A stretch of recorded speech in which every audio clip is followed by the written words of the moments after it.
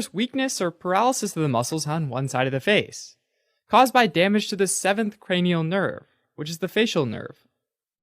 The underlying cause of cranial nerve damage is idiopathic, which means it's unknown. So when there's facial nerve paralysis from a known cause like a stroke, a tumor, or trauma, it's not considered a Bell's palsy. George Clooney had this disorder for 9 months when he was a teenager. Broadly speaking, the nervous system has 2 parts. The central nervous system, which consists of the brain, brain stem, and spinal cord, and the peripheral nervous system, which consists of all of the nerves that fan out from the central nervous system. Peripheral nerves that emerge from the brain and brainstem are called cranial nerves, and there are a total of 12 pairs of them.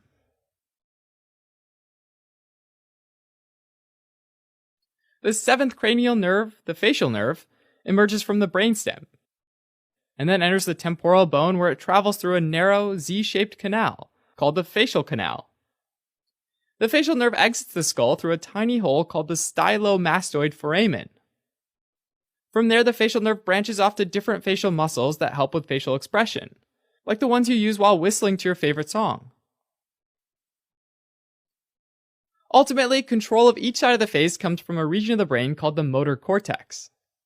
As an example, let's start with the lower half of the right side of the face. An upper motor neuron extends down from the left motor cortex, goes across the midline in the brainstem to the right side, and then meets with a right lower motor neuron which hitches a ride on the right facial nerve.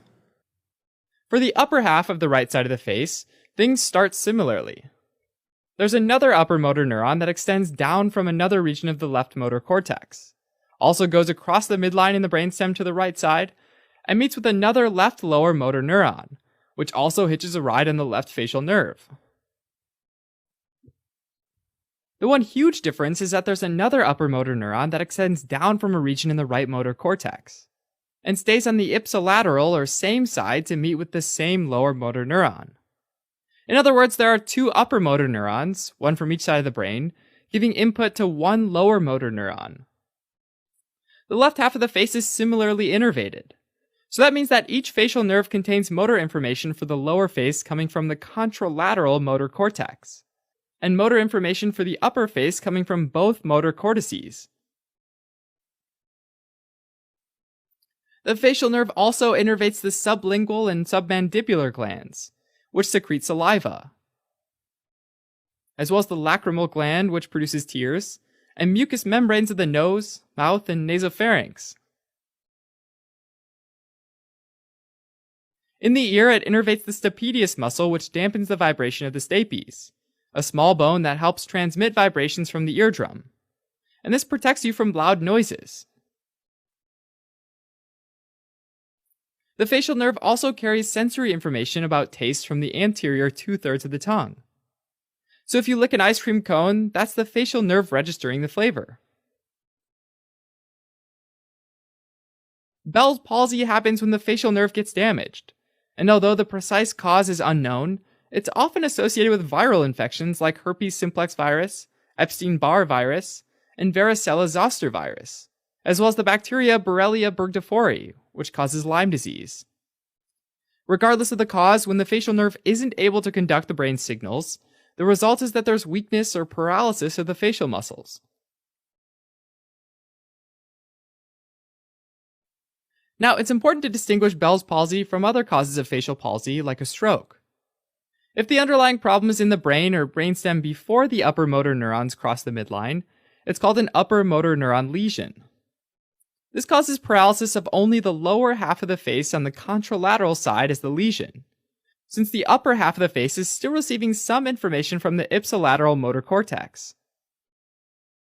If there's a lower motor neuron lesion like in Bell's palsy, though, where the facial nerve is damaged, information from the contralateral and ipsilateral motor cortex is lost for the upper face, as well as information from the contralateral motor cortex for the lower face. This results in the paralysis of all of the muscles on the side of the affected nerve. The main symptoms of a Bell's palsy can be seen by looking at a person's face.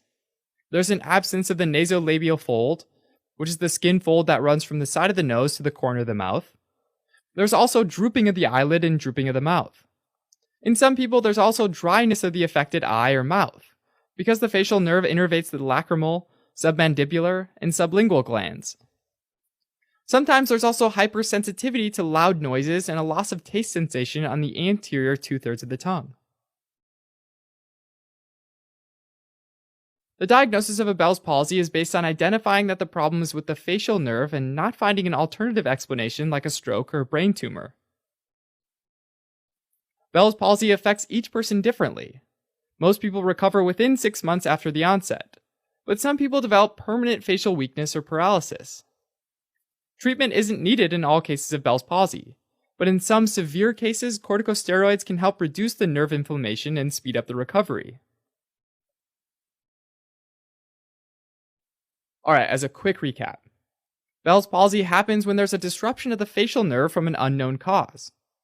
The most common symptoms are weakness or paralysis of both the upper and lower facial muscles on one side of the face, which is due to the loss of all lower motor neurons.